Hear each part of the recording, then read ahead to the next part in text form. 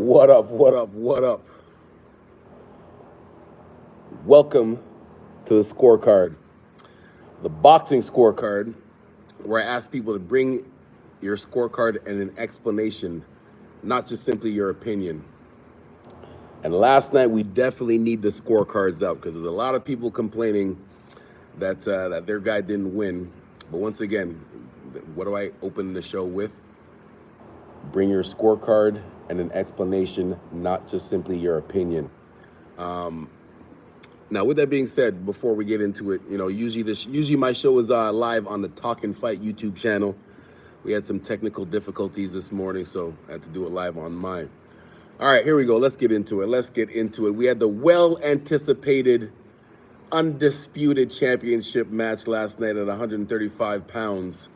The challenger, who's not used to being in this position as the challenger and the underdog, Vasily Anatolievich, that's his middle name, Anatolievich Lomachenko, coming in with a record of 17 wins with 11 knockouts. He only had 2 losses coming into this one. Very good boxer. If you don't know, now you know. He's one of the definitely a first ballot Hall of Famer, amateur and pro, from what he's accomplished in his boxing career. Had a little bit of setbacks the past couple of years, but he's back. In his last 2 fights, he looked good. Speaking about Lomachenko, he looked good, so he didn't look bad at all. Devin Miles Haney, coming in with a record. Of course, my laptop's glitching here. Coming in with a record. Come on now. Devin Haney coming in with a record of 30 wins, 0 losses with 15 KOs. He's only 24 years old. Lomachenko's 35. A little bit of an age difference right there. But age, it all depends how you age. Because I got to remind people, for everyone that's saying Lomachenko was too old for this, Mayweather was 36 years old when he schooled Canelo. So it all depends how you take care of your body. So let's get into it. So the judges, the official scorecards from the judges was 115 to 113, 115 to 113, and 116 to 112. From what I understand, the fans that voted had it 115 to 113 for Lomachenko. My specific scorecard was a draw. And yes, I will give you round per round explanation of each.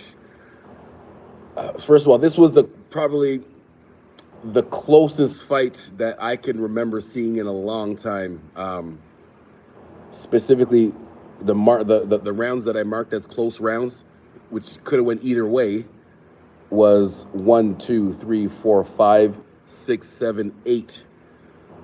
I marked 8 out of the 12 rounds as close rounds that could have went either way. And I'll give you my explanation of each. So that's why I'm telling you right now, anybody that's complaining about the decision, if you didn't actually score the fight yourself, like round per round, write down who you think won, and then at the end add it up. If you didn't do that, your opinion means nothing, because this fight was too close just to simply just watch it and then say who you won at the end. Just for a few stats. One round, I don't know which round it was specifically, but one round, Haney landed the more punches. Another round, Lomachenko landed more punches. For the 10 other rounds, it was even, according to the numbers, according to the CompuBox numbers or whatever they got. So just simply watching and saying who you think won, people saying that Loma got robbed, no. Give me your scorecard and the explanation. Let me get through it. So round 1, right off the bat, I marked it as a close round. Round 1 I marked it 10-9 for Haney. My quick notes for round 1 was it was close. Loma, you can tell that Loma was already closing in the distance though in that first round. I still thought Haney won because he landed more effectively, but Lomachenko, you can tell with his footwork, he was closing in the distance already. Round 2, also marked it as a close round, 10-9 for Haney. Haney started with the high lows, jabbed the head straight cross to the body. Those right hands to the body were landing consistently for Devin Haney. Whether it was a long straight right to the body or if he was close landing a right uppercut, them right hands to the body were landing consistently for Devin Haney early on in the fight. Third round, so the first 2 rounds I gave to Haney. The next 2 rounds I gave to Lomachenko. Round 3, 10-9 Lomachenko. Lomachenko with the, you can tell the I mean, obviously there was a little bit of a size difference, but the power, the effectiveness of the punches were a little bit different. Again, we're not in there feeling the punches, but just by hearing the noise that it makes when they land, Loma's punches was more like pop, pop, pop. Devin Haney was more like a thudding punch that it just sounded different. But in that third round, I believe Loma landed more of his pop, pop, pump, pop, pop punches. Not necessarily powerful, but plentiful. That's the right word. So Lomachenko was more quantity over quality in that third round. I shouldn't say over quality because his punches were still clean and accurate. Just not that much power behind him. Round number 4. Round number 3, I didn't mark it as a close round. I thought it was clear for Loma. Round number 4, I marked it as a close round.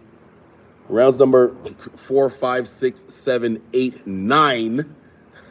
I marked all as close rounds that could have went either way, man. This fight, I have not seen a fight like that was this close in a long time. I can't, to be honest with you, I don't think I've ever marked 8 close rounds in a fight in all my years of scoring fights. Anyways, round 4 marked as a close round, 10-9 for Loma. My notes for round 4 was Loma barely. Loma barely won the round, but Haney is countering good. Like I mentioned this in the later rounds, like a lot of these rounds were back and forth. Like as soon as one person would take the lead, the other person would do something to make it even again. Whether it was Loma starting on Haney and then Haney coming back, or Haney starting on Loma and then Loma coming right back. This was so many back and forths in each round. Round number 5 also marked it as a close round, but I gave that round to Devin Haney. And just as I just talked about, it was back and forth. But Haney, I can't even read my own scribble writing here. Haney's punches looked more effective. They looked more effective on his when he was throwing. Round number 6. 1, 2, 3, 4, 5, 6. Round number 6.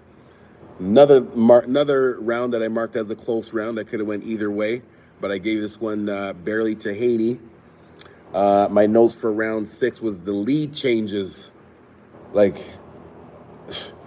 there's like when I start to watch, and I got this from speaking to officials and people that actually score fights for real in real life, and one of the high level officials told me that, you know, when the fight starts, they look to see who took the lead, who's in the lead right away. And then after that, they're looking at if the other person is doing what they have to do to actually make it even again. And if they make it even or surpass what the original lead person did.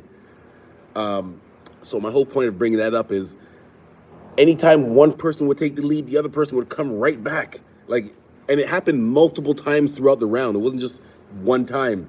This happened multiple times throughout the round. So yeah, this was a judge's nightmare to score. 7th round, another round I marked as a close round that could have went either way. This time I gave it to Lomachenko. My notes for round 7 was that Loma was more active and landing more. Again, Devin's punches still looked like they were more effective, but in that 7th round, I thought it was clear for Loma. His punches were, that was the first round where Loma's punches actually, Haney looked like Loma's punches were actually affecting him. What is this random stat I got here as I got the fight highlights? Round 11. I'll get to that stat in a second. Yeah, so round 7, gave it to Loma. Round 8, another close round that could have went either way. This one I also gave to Lomachenko. My notes for round 8 was, I pointed an arrow up. because it was the same as round 7. Loma was just simply more active and landing with more accuracy than Haney. And Haney looked like, for Haney, Lomachenko's punches actually made Haney back up a little bit. So yeah, round 9 was the last round that I marked as a close round. And I gave that one to Devin Haney. My notes for round 9 was Loma slowed down. That's why Haney was landing more. Yeah, it just looked like Loma slowed down a little bit. That's why Haney was landing more.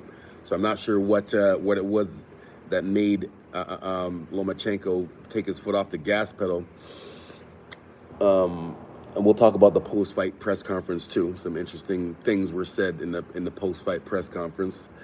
Yeah. So yeah, round 9, close round for Haney. Round 10, 11, and 12. These were clear rounds for whoever I gave it to. So round 10, I thought Lomachenko clearly won that round simply by landing more and using his footwork. See, the thing about Lomachenko, he's able to maintain, when he picks it up, most boxers, if they pick up their pace, they'll pick it up and go down and up, down and up. Lomachenko, when he picks up his pace, he maintains that high level pace, except for the 9th round. That's why it was pretty noticeable that Haney won, because it was pretty noticeable that Lomachenko slowed down that 9th round. But the 10th round, he picked it up, landed more. I thought the 10th round was clear for Lomachenko. From what I understand, one of the judges gave it to Haney. That I don't know. Sorry, I'm just going by what I heard, which I usually don't do. So shame on me for doing that. So pretend I didn't say that. Round 11, another clear round for Lomachenko. My notes for round 11 was Lomachenko clearly looks a step ahead. So yeah, that round 10, 11, I had clear for Lomachenko. And then round 12. Now, I did not know, because some people, when you're scoring your fight, some people will, if their guy is losing, they'll make sure, they'll give if it's a close round, they'll make sure to give it to whoever their guy, just so at the end it's closer and they can kind of make it even. As I was doing this, I didn't know what the scores was, because I had to watch it on my phone, because the link for the pay-per-view messed up, so I had to find it on my phone real quick, so I couldn't score it as I was writing it down. My whole point of saying this is that usually when I score it on my phone, I can see the scores after each round. But when I'm writing it down, I can't see, well, I guess I can, but I didn't add them up in between rounds. So going into this last round, I didn't know that it was whoever won this round. If Haney didn't win the last round, which I gave it to him, he would have lost. I gave Haney the last round clearly, and that's what made it a draw. I had it a draw. But again, I predicted Haney to win by unanimous decision. When I say unanimous, I just mean all 3 judges gave it to him, and which I was right with my prediction, because all 3 judges gave it to him, which it was unanimous. But when you say unanimous, it kind of sounds like one guy clearly won.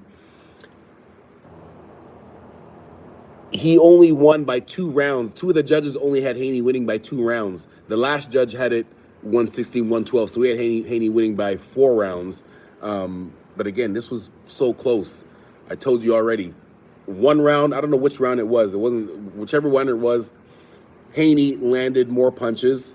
There was another round where Lomachenko landed more punches. For 10 other rounds, it was even.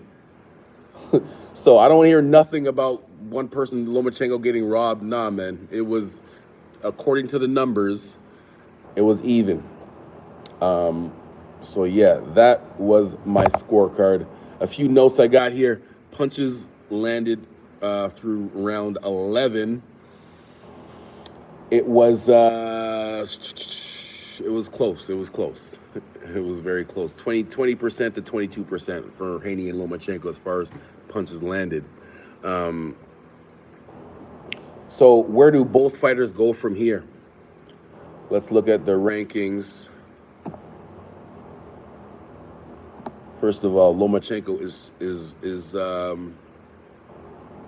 He's 34 years old, but again, he might be considered a young 34 years old because Lomachenko has not been any wars like wars where he fought back and forth and got knocked down and had to get up and fight from getting knocked down.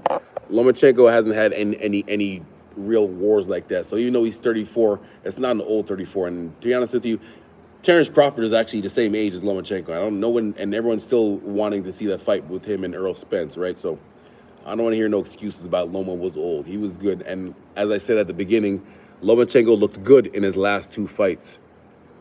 In his last fight when he fought Ortiz, he did get touched up a little bit, but that was Ortiz. That dude Jermaine Ortiz was a former sparring partner of Lomachenko. So the sparring partner, you spar hundreds of rounds with this person. That even though you might be better than your sparring partner, they know all your tricks. They know the things that you're gonna try to do. They probably have a lot of those sparring matches videotaped. So that I can understand how Lomachenko got touched up a little bit extra in that fight.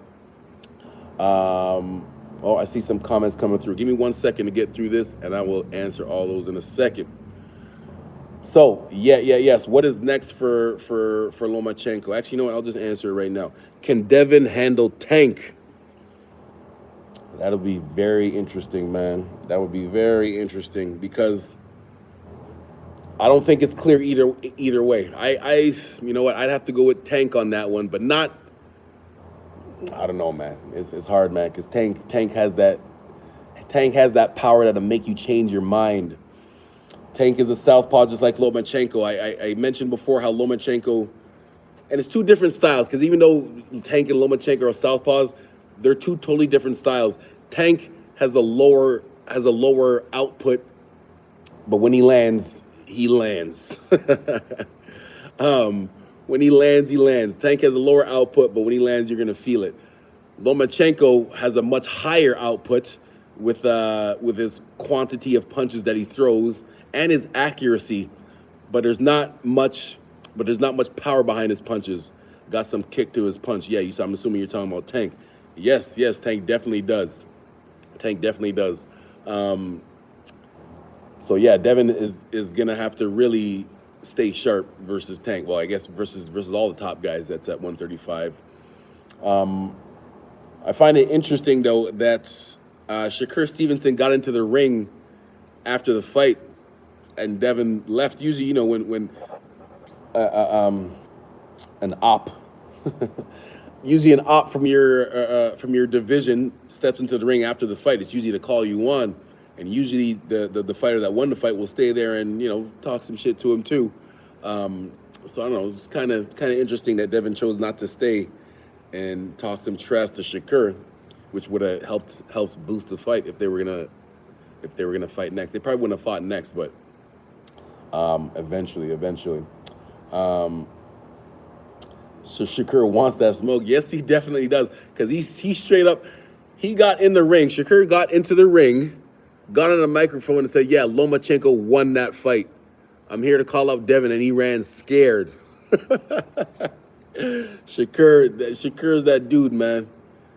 And I've been saying Shakur's that dude since I saw him fought at the Olympics. When he got that silver medal at the Olympics, I said, this kid, his skills are more mature than his age. Like, sometimes you see a little kid and they act more mature than their age. Shakur Stevenson, his boxing skills back then were more mature than his age. So yeah.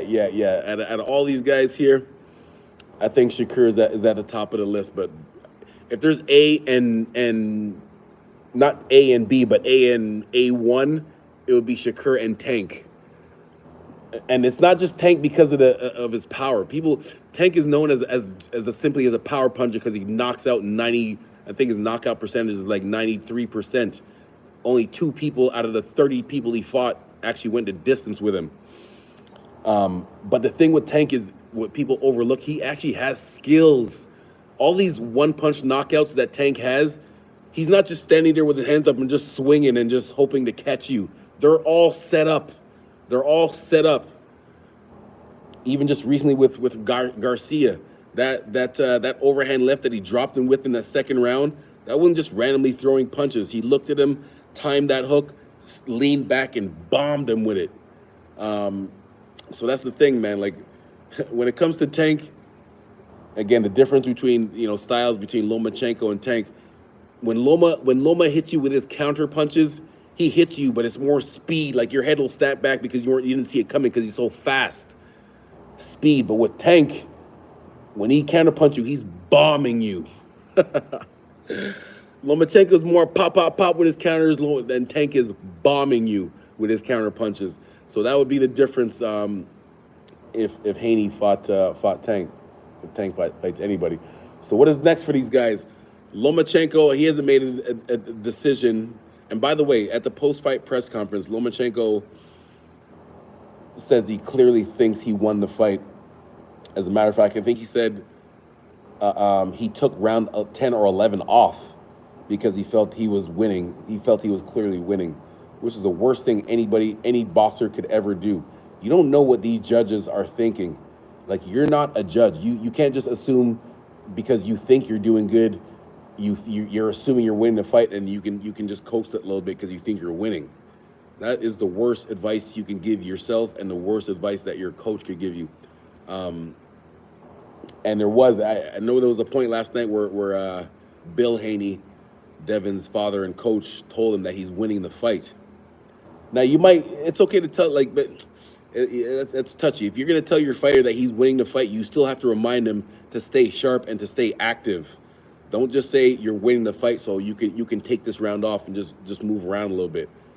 You don't ever want to do that because, again, you're not the judge yourself. You don't know what these judges are seeing or looking for as far as scoring fights.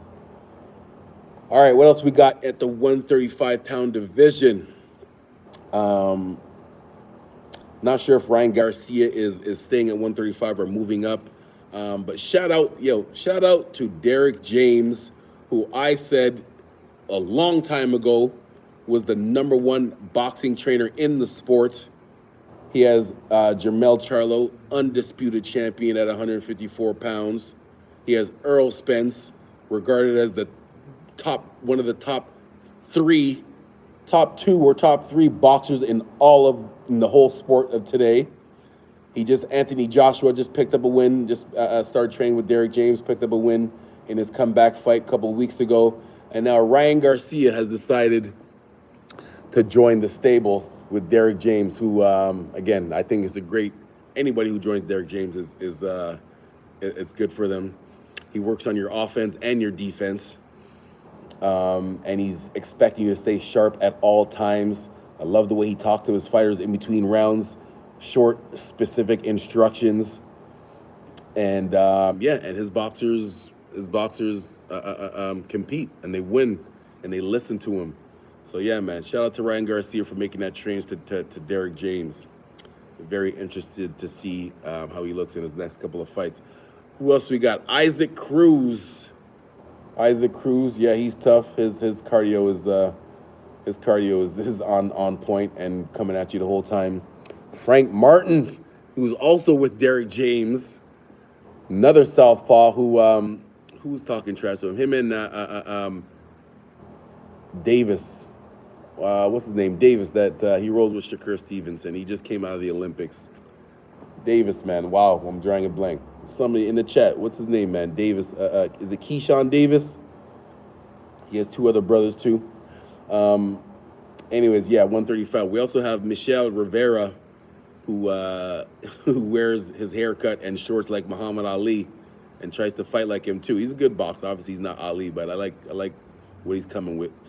Floyd Schofield is coming up in the ranking. He's ranked top 10. You haven't heard his name yet. You will hear his name in the next couple of years. Frank Schofield. He's something else. Who else we got? Shakur Stevenson. Also, of course, I also mentioned Jermaine Ortiz, who was a former sparring partner for Lomachenko, could do his thing too. Keyshawn Davis. He's the one. Him and Frank Martin were talking trash to each other. 135 pounds. That would be very interesting if they both got it on. What is next for Mr. Devin Haney? I think the big thing would be is how well can he make 135 pounds. Everyone sees how before the fight, everyone was saying commenting on how big he is for that division, and that he most likely will be moving up.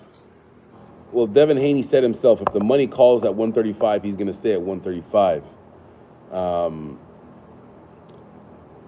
And there's no people like to use the term a weight bully. That term doesn't even make sense. A weight bully. My thing is, if you can make the weight, dominate. Simple. If you step on the scale and you're within that weight class, make the weight and dominate. That's all you got to do.